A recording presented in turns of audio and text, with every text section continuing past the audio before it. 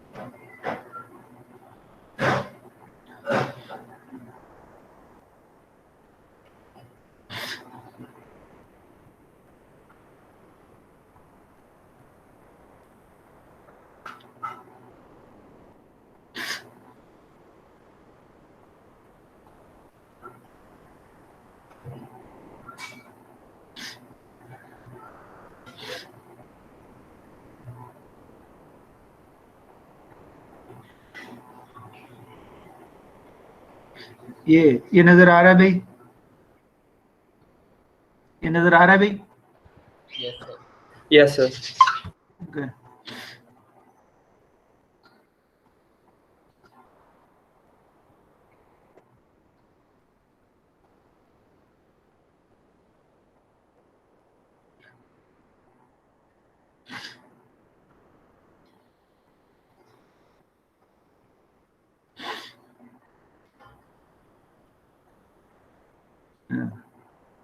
अब ये read write head है, ये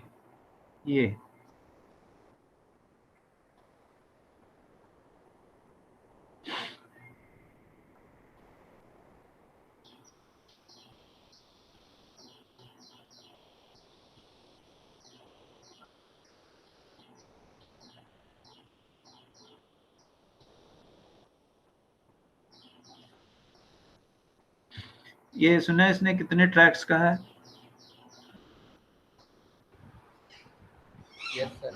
हैं कितने का है उसने?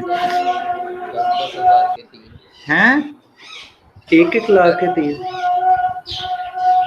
उसने कहा है 300,000 पर इंच।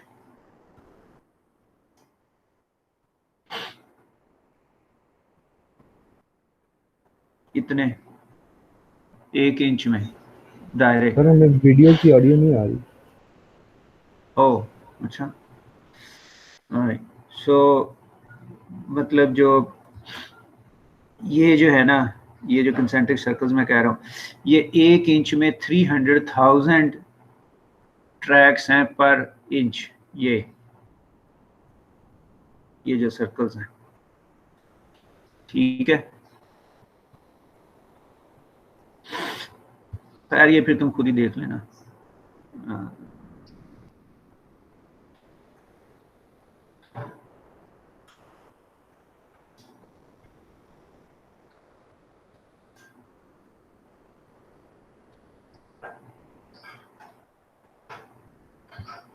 खैर ये ना, जो लोग तुम में से कोई पढ़ने में इंटरेस्टेड है इस तरह की चीज़ों में, वो देख लें जाके इसको।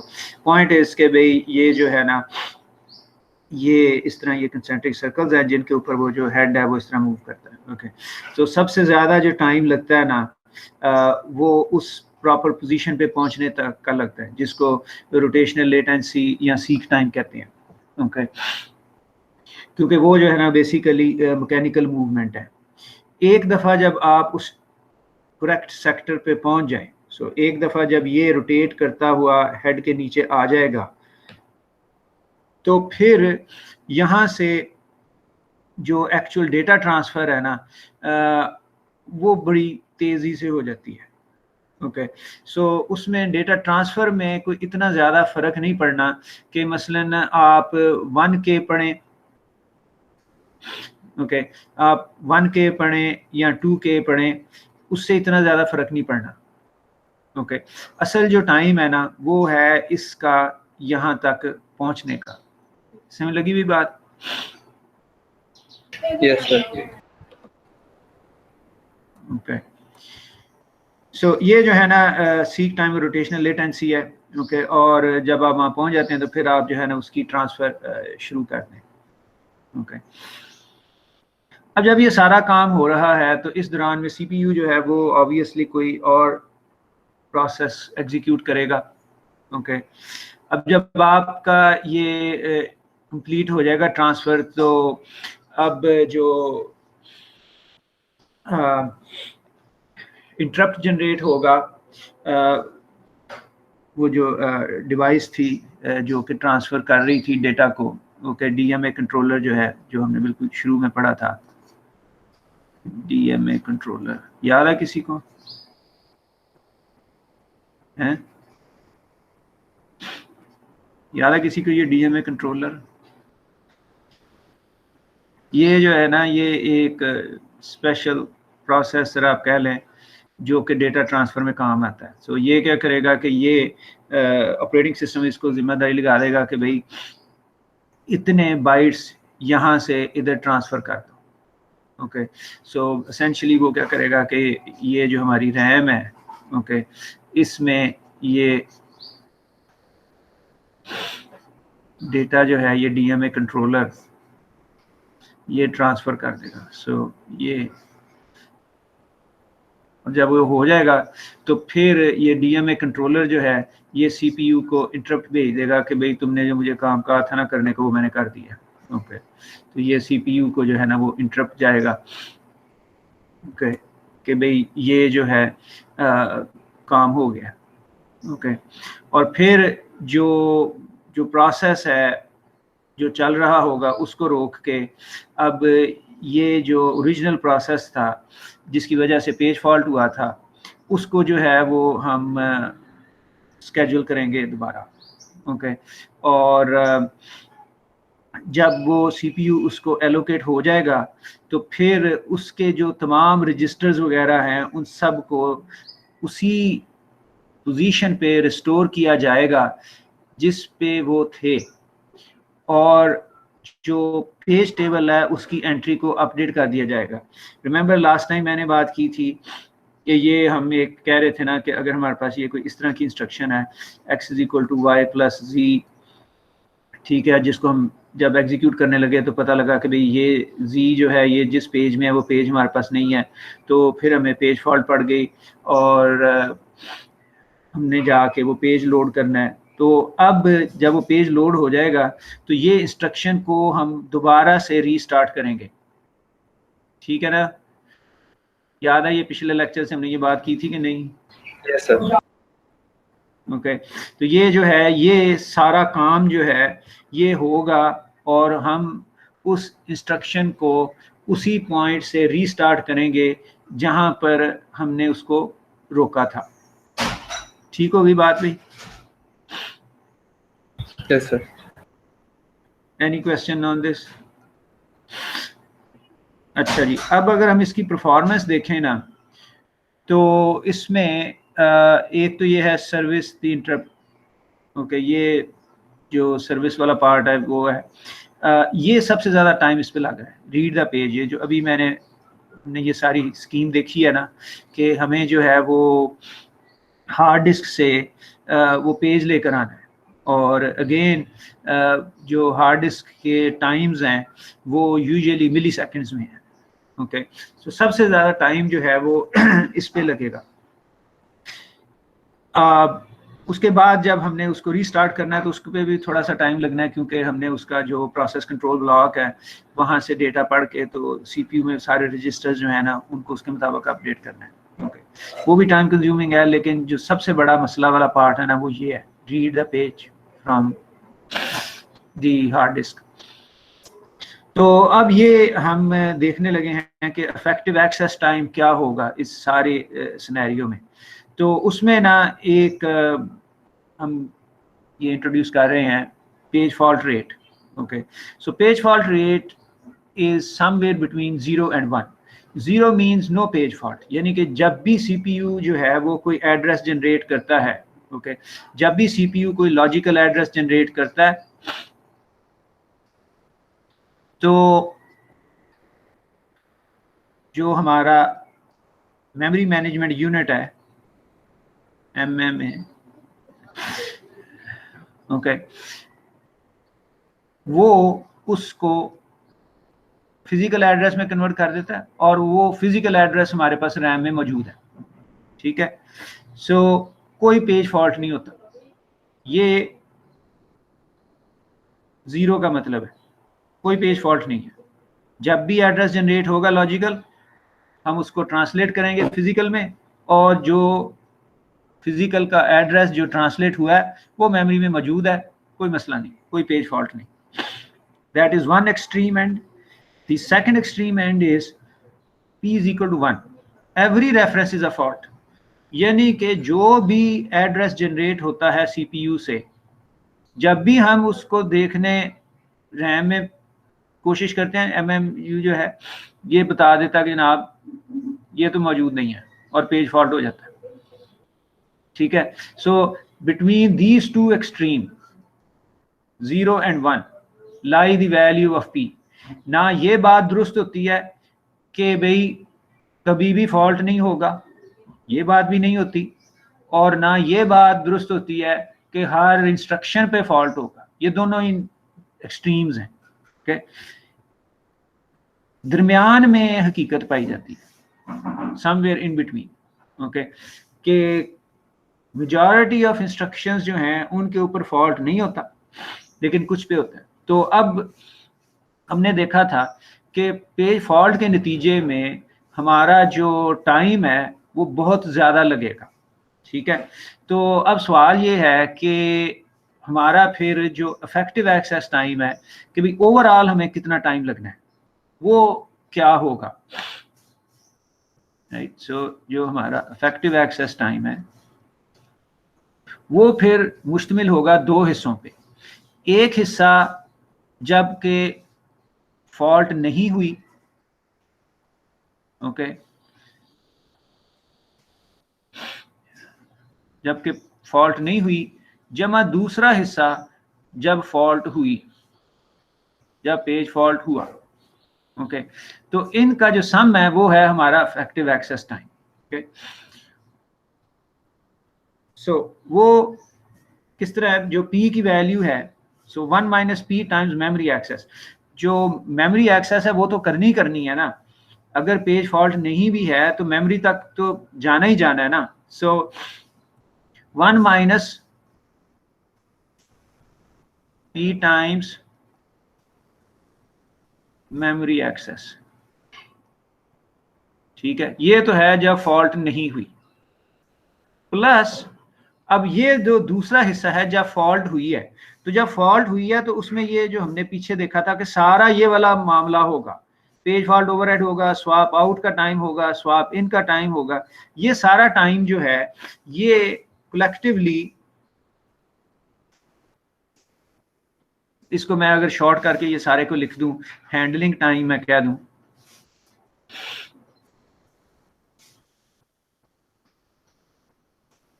ठीक है जी। तो ये दो हिस्सों पे मुश्तमिल है अब हमारा इफेक्टिव एक्सेस टाइम। इस तरह की एक रिलेशनशिप हमने पहले भी देखी थी, याद है किसी को, पिछले चैप्टर में? सर दोबारा पूछिएगा। इस तरह का रिलेशनशिप हमने पिछले चैप्टर में भी देखा था, इससे बड़ा मिलता जुलता, याद है किसी को?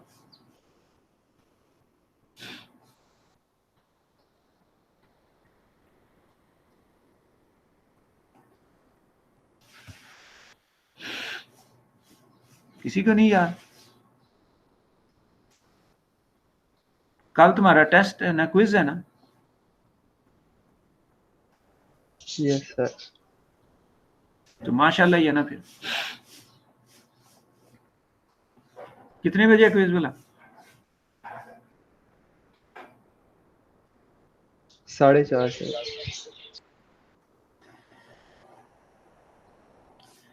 ठीक है जी।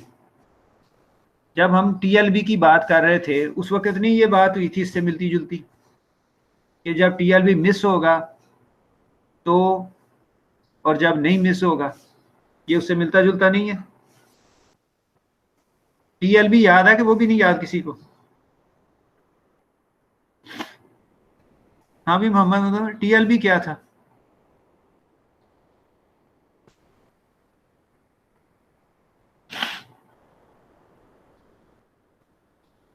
मोहम्मद उमर, तुम्हें आवाज आ रही है?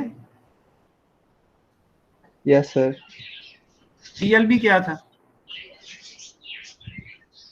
सर ये ट्रांसलेशन लॉग साइड बफर था, पेजिंग के जब यूज कर रहे थे तब। हाँ जी। तो ये तकरीबन वैसी ही बात है जहां पे हमारी TLB मिस थी और जहां पे TLB हिट थी। तो इसी तरह ही इसके भी दो हिस्से हैं।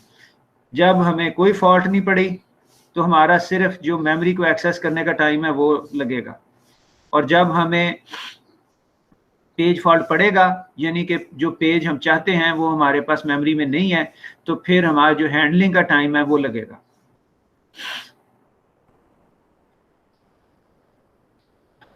तो यहाँ वो एक एग्जांपल पेश कर रहा है, वो कह रहा है जी कि फर्ज करें कि जो मेमोरी को एक्सेस करने का टाइम है, स्ट्रेट मेमोरी को एक्सेस करने का टाइम, यानी कि जो सीपीयू है उसने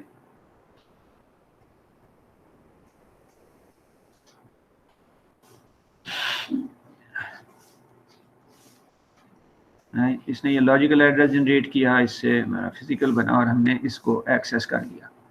ओके, ये जो है ये 200 नैनो सेकेंड है। ओके,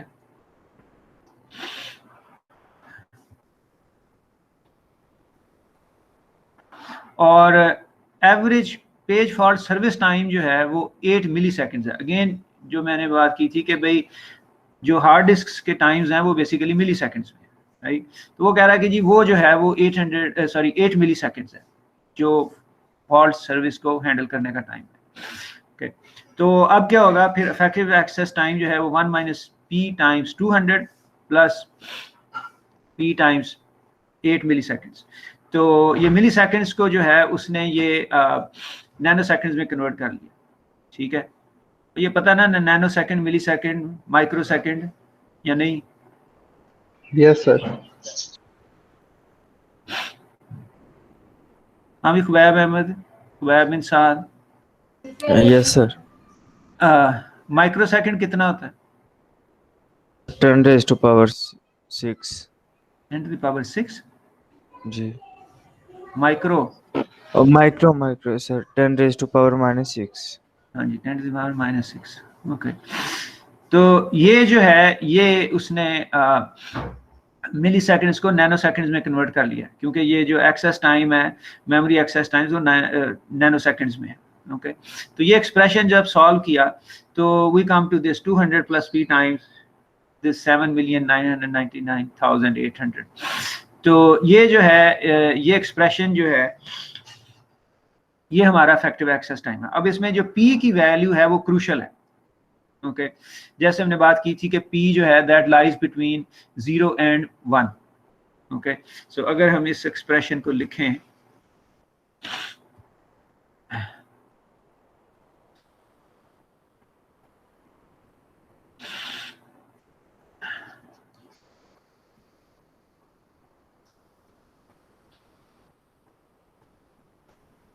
सर एक क्वेश्चन था। हाँ जी सर ये जो फॉल्ट सर्विस टाइम है ये एक स्टैंडर्ड टाइम है कि मतलब जितने भी क्या, तुम्हारी आवाज कट रही है, वो ये तुम्हारी आवाज कट रही है, टाइम यही होगा मुझे जितने भी तुम्हारा सवाल। फॉल्ट आएंगी।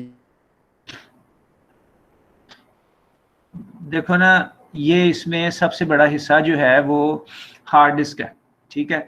अगर हार्ड डिस्क जो है उसका जो एक्सेस टाइम है वो फास्ट है, ठीक है, तो उस सिस्टम के लिए जो पेज फॉल्ट सर्विस टाइम है वो भी कम होगा। सो अगर आपके पास एक स्लो हार्ड डिस्क है, ठीक है, तो सर्विस टाइम ज़्यादा होगा। अगर आपके पास फास्ट हार्ड डिस्क है तो सर्विस टाइम कम होगा, क्योंकि जैसे मैंने शुरू में ये सारी बात नहीं तफसीलन की कि सबसे बड़ी जो पेनल्टी पड़ती है वो ये पड़ती है, ये जो सीक टाइम है। ओके, और ये जो सीक टाइम है ये हमें पड़ेगा जब हम डिस्क से रीड कर रहे हैं, जब हम डिस्क पे राइट कर रहे हैं। ओके, तो सबसे बड़ी पेनल्टी जो है वो इसमें ये है, ये जो यहाँ पे बात की थी ना,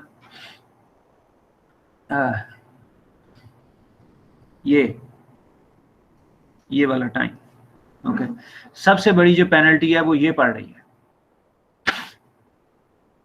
हाँ जी, समझ आई बात? Yes sir. तो ये कोई फिक्स्ड नहीं है। ओके, हाँ जी, कोई और सवाल? Right. So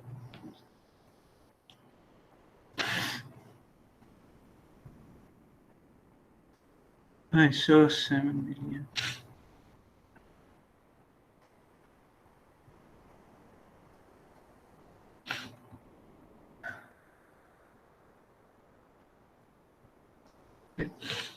So ये एक्सप्रेशन है। अब ये जो P है, जो हमारी पेज फॉल्ट अपना वैल्यू है, वो कह रहा है कि फर्ज करें कि जी 1 in 1000 है, यानी कि अगर हमने 1000 एड्रेसेस जनरेट किए, CPU ने 1000 एड्रेसेस जनरेट किए, उनमें से एक एड्रेस ऐसा था जिसके ऊपर हमें पेज फॉल्ट पड़ा, यानी कि एक एड्रेस ऐसा था 1000 में से जो कि रैम में मौजूद नहीं था। ठीक है, तो फिर P की वैल्यू हमारी हुई 1/1000। ओके, तो अगर हम P को रिप्लेस कर दें यहाँ पे इससे,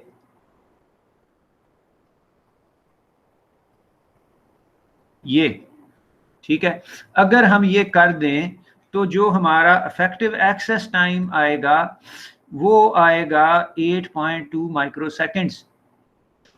ठीक है, जो कि अगर आप कंपेयर करें to 200 nanoseconds means that we have a slowdown of 40 times. This is a slowdown of a factor by 40. 40 गुना हम effectively slow down हो जाते हैं। समझ आई ये बात?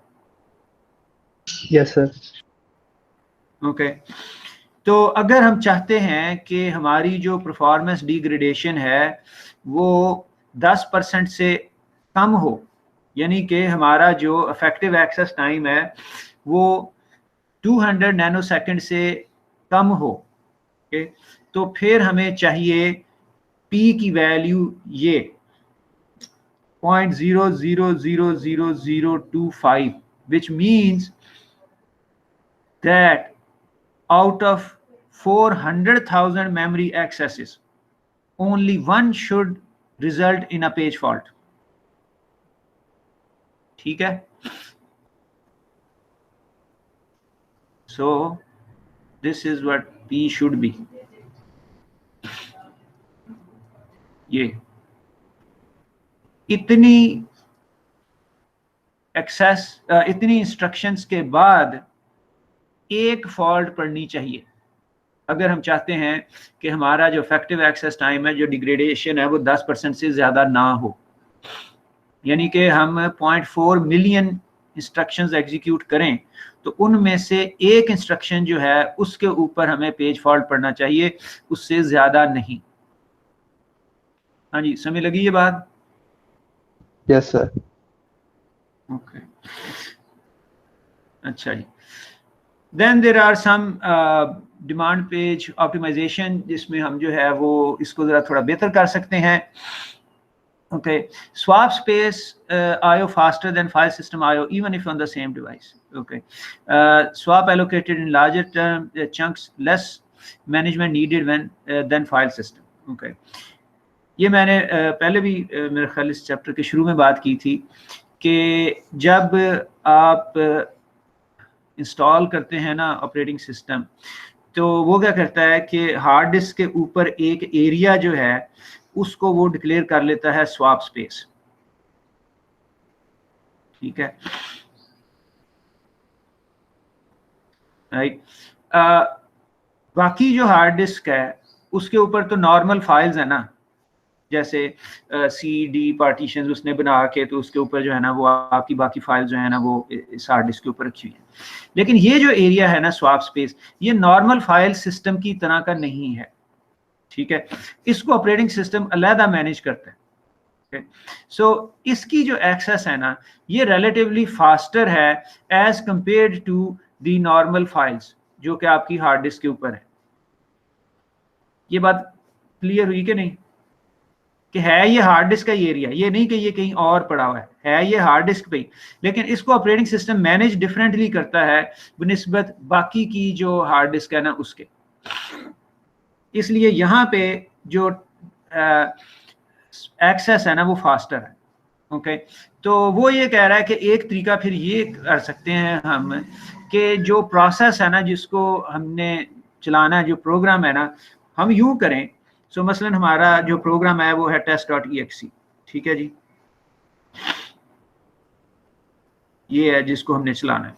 तो हम यूं करें कि इसको ना इधर ले आए सारे के सारे को पहले, और रैम जो है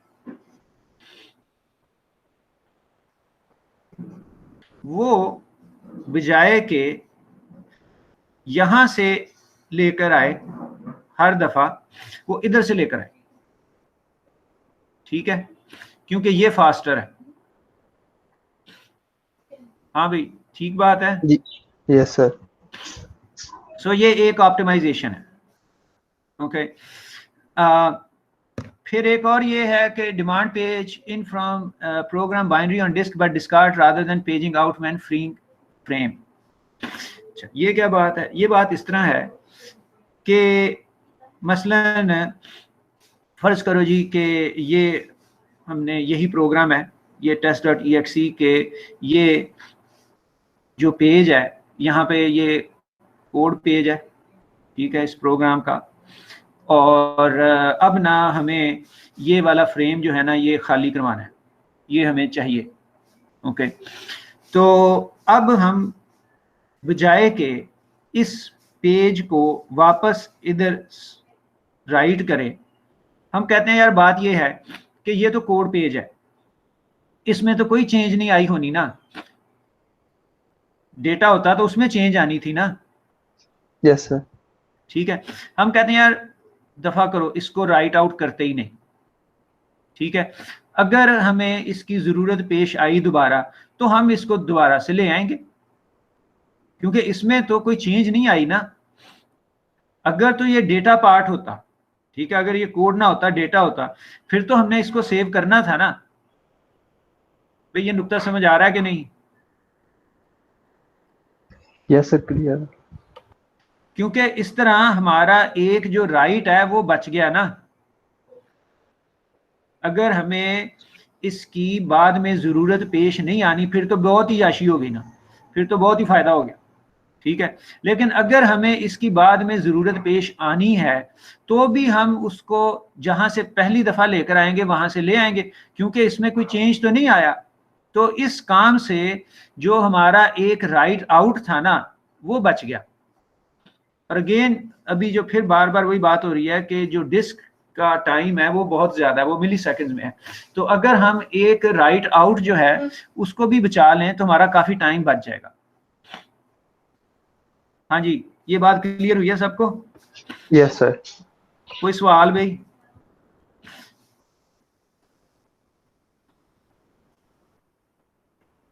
हाँ जी, वो इफ्रा आज भी नहीं आई, वो छुट्टियां मारना शुरू हो गई है, पहले वो आया। सर उसका इंटरनेट इशू है। क्या हुआ? Internet issue. ओके, चांदी तो स्टूडेंट हैं जो क्लास में आते हैं तो ओके।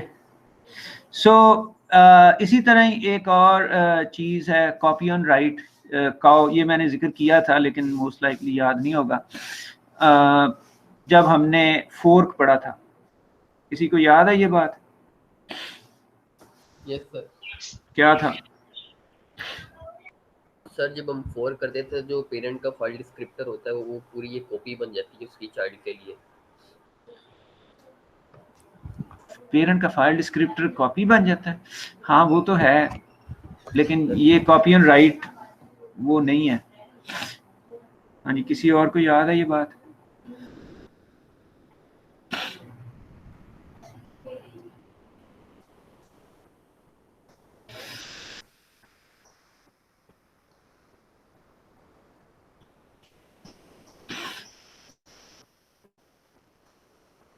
बात ये थी कि जो प्रोसेस, लेट्स से प्रोसेस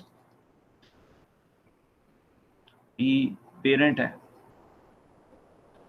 ठीक है, ये जो है ये जब फोर्क करता है तो एक जो है वो चाइल्ड बन गया, नया जो प्रोसेस क्रिएट हुआ, और ये तो वैसे है ही है।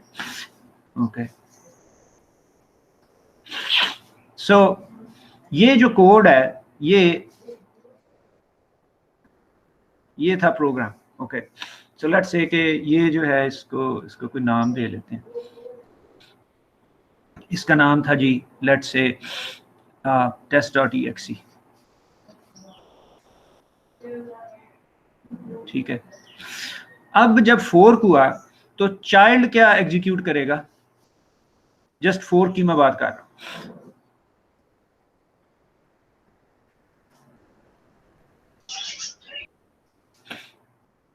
हैं, चाइल्ड क्या एग्जीक्यूट करेगा भाई? मुझे कोई आवाज नहीं आई यहाँ, तो तुम लिख दो क्योंकि मुझे समझ नहीं आई।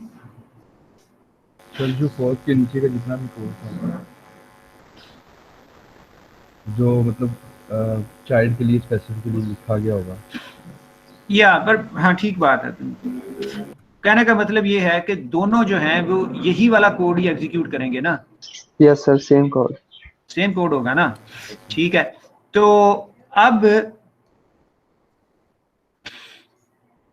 जो पॉइंटर्स है ना, मेमोरी पॉइंटर्स पेरेंट के, वो भी इसी को ही पॉइंट कर रहे होंगे, और जो चाइल्ड के मेमोरी पॉइंटर्स हैं वो भी इसी को ही पॉइंट कर रहे होंगे, क्योंकि सेम ही कोड है। अनटिल एंड अनलेस पेरेंट या चाइल्ड में से कोई मॉडिफिकेशन करे, ठीक है, तो जब वो मॉडिफिकेशन करेंगे तो फिर तो डिफरेंस हो जाएगा ना। सो मसलन चाइल्ड जो है वो कोई और काम करता है, ठीक है, वो अपना डेटा में कोई मॉडिफिकेशन करता है, ठीक है, तो अब क्या होगा कि वो वाला पेज जिसमें मॉडिफिकेशन हुई है उसकी कॉपी बन जाएगी। This is known as copy on right.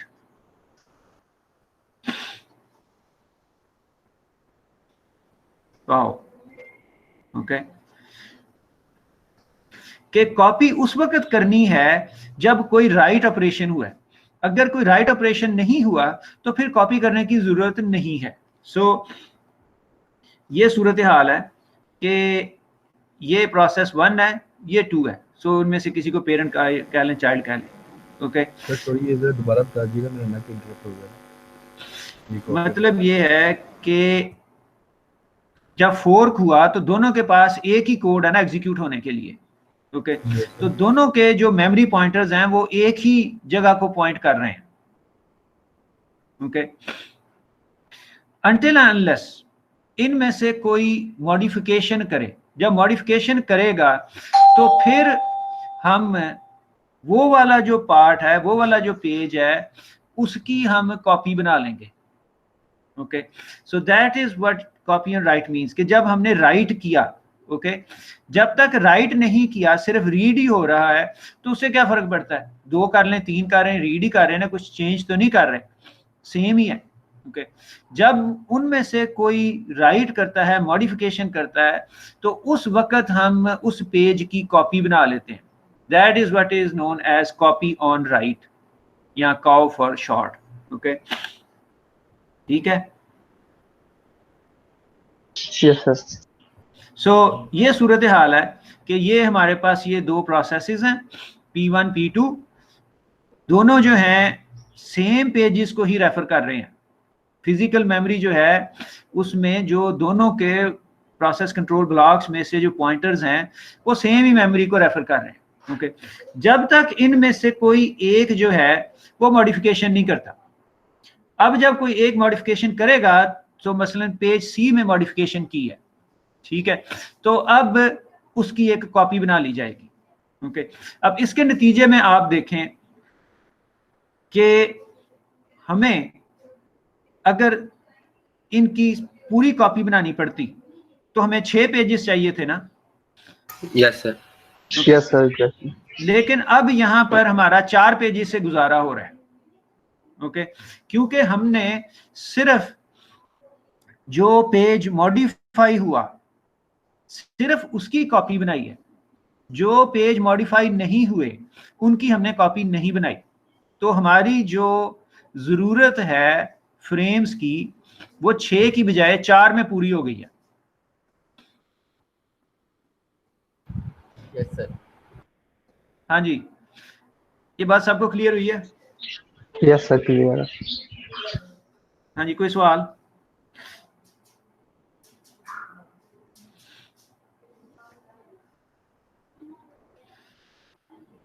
तो सर उसको ये फोर्क, हाँ सर जी, उसको ये फोर्क कॉल से पता चल जाएगा कि ये दो प्रोसेस इस इन पेजेस को पॉइंट कर रहे हैं, कि वो पहले जाके देखेगा कि स्पेसिफिक पेज को कोई और प्रोसेस तो पॉइंट नहीं कर रहा, फिर कॉपी बनाना है। देखो ना, जब फोर्क होगा तो ये पेरेंट प्रोसेस है ना, ये फोर्क कर रहा है ना। Yes sir. ठीक है, तो जब इसने फोर्क किया तो एक चाइल्ड प्रोसेस बन गया। तो जो चाइल्ड प्रोसेस है उसका एक प्रोसेस कंट्रोल ब्लॉक बनेगा ना। Yes sir. तो वो जो प्रोसेस कंट्रोल ब्लॉक है उसके अंदर जो मेमोरी रेफरेंसेस हैं, जो पॉइंटर्स हैं ना, वो उसी एरिया को रेफर करेंगे जिनको पेरेंट रेफर कर रहा था इनिशियली। Yes sir. ठीक है, जब इसमें से कोई मॉडिफाई करेगा, सो मसलन ये जो चाइल्ड है ये कोई मॉडिफिकेशन करता है तीसरे पेज में से, ठीक है, तो अब क्या होगा कि उसका एक रेफरेंस जो है वो इधर चला जाएगा। ठीक है, जो दो पहले के पेजेस हैं वो तो उधर ही हैं जिधर पेरेंट रेफर कर रहा था और ये भी रेफर कर रहा था जब फोर्क हुआ, exactly at the time of fork. Yes sir, मैं बस यही पूछा था कि वो ये जो भी मेमोरी कंट्रोल पर बना सीपीयू, उसको पता कैसे लगेगा कि ये इस पेज को कोई और भी पॉइंट कर रहा है। अगर उस पेज को कोई और नहीं पॉइंट कर रहा, उसको कोई फर्क नहीं पड़ता, उसको कोई फर्क नहीं पड़ता। ये जो पेरेंट है इसको इस बात से कोई फर्क नहीं पड़ता कि भाई जिसको मैं रेफर कर रहा हूं उसको ये भी रेफर कर रहा है, उसको इस बात से कोई फर्क नहीं पड़ता। फर्क उस वक्त पड़ेगा जब ये कोई राइट करेगा। जैसे ये हम कह रहे हैं ना कि आप फर्ज करो कि चाइल्ड ने कोई वेरिएबल में मॉडिफिकेशन की, ठीक है, अब वो वेरिएबल जो है वो उसकी एक कॉपी पेरेंट के पास और दूसरी यहां पे बनाई जाएगी। अब ये चाइल्ड जो है वो उसको नया पेज एलोकेट कर दिया जाएगा। ठीक है, इनिशियली दोनों के पास एक ही था, जिस वक्त फोर्क हुआ तो दोनों के पास एक ही सूरत हाल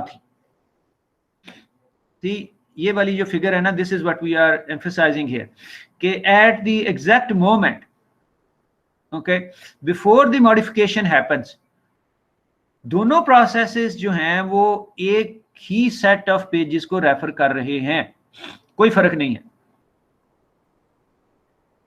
ठीक है, जब मॉडिफिकेशन हुई तो जिस पेज की मॉडिफिकेशन हुई है उसकी हम कॉपी बनाएंगे। यस सर, समझ आ गई। ठीक है, तो इसके नतीजे में हमें ये 3 के 3 पेजेस की कॉपी नहीं बनानी पड़ी। अगर हम सारे पेजेस की कॉपी बनाते तो हमें 6 फ्रेम्स चाहिए थे मेमोरी में। ओके, यहां पर हमें 4 फ्रेम्स की जरूरत पड़ी है, क्योंकि ये जो एक कॉपी वाला फ्रेम है ये नया एलोकेट करना पड़ा है।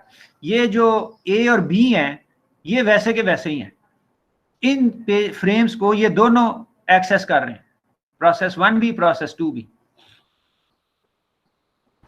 Yes sir. हाँ जी, कोई और सवाल?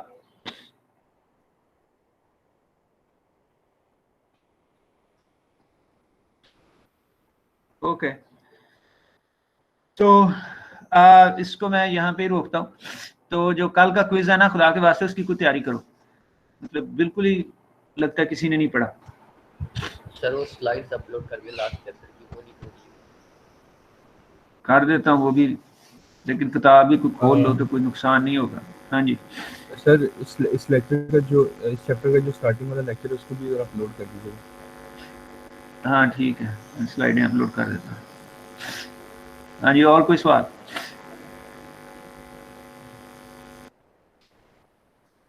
Alright then I close this, फिर इंशाल्लाह अभी हम घंटे बाद मिलते हैं लैब में। ओके, अस्सलाम वालेकुम। अल्लाह हाफ़िज़।